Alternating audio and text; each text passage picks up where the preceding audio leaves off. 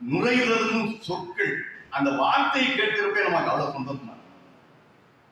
கடற்கரைகள் எல்லாம் போய் பார்த்தீங்கன்னா அலை அடித்து அடித்து அடித்து அடித்து நீங்க அங்க போகணும்.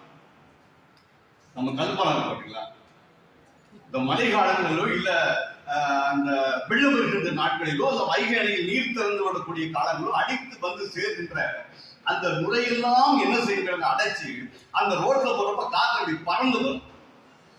அதை அனுபவிக்கணும் வாழ்க்கை. அதை அனுபவிச்சிருக்காங்க போய் கடற்கரை. ஆனா இவங்க இருக்கிற பகுதியில் கடலை கிடையாது. கடலையும் விட சிறந்த ஒரு மகா மனிதன் ஒருத்தர் தான் பெண்ணிப்பை.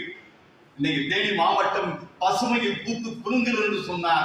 எங்கோ ஒரு பிரிட்டிஷ் சேனாதிபத்தியில் இருந்து வந்த ஒரு மனிதனுடைய இதயத்தில் சுரந்த அந்த ஈரம் தான் இங்கு தேனி மாவட்டம் மிக பசுமையாக இருந்து கொண்டிருக்கிறது. இந்த நேரத்தில் பெண்ணிக்குறிச்சி மனதார நம்ம பார்க்கணும். எங்க பகுதியில் கடல் கிடையாது. வேணா வண்டி புயல் அங்க போய் எர்ணாகுளம் போனா கடலை வெடிக்கலாம். ஆனால் கடலே போகாத இந்த மனுஷி கடலை பற்றி அவ்வளவு அழகாக எழுதியிருக்கிறார். இவருடைய கவிதை பற்றி சொல்ல வேண்டும் என்று சொன்னால் இது இவங்களுக்கு முதல் நூல் சார். இந்த முதல் அப்படிங்கிற வார்த்தை பாத்தீங்கன்னா ஒரு அழகான வார்த்தை.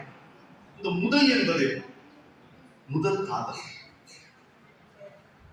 முதல் முத்தம், முதல் இனம், முதல் மதிப்பெண்.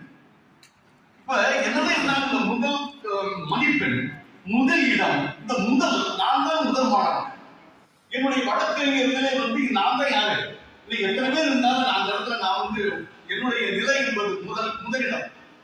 அந்த முதல் என்பது ஒரு மிகப்பெரிய இந்த முதல் பிரசவம், இந்த முதல் குழந்தை என்பது எவ்வளவு விசேஷமான விஷயம் சொன்னா, நான் 2ஆவது வந்தேன், இனி மதிக்க மாட்டேன்.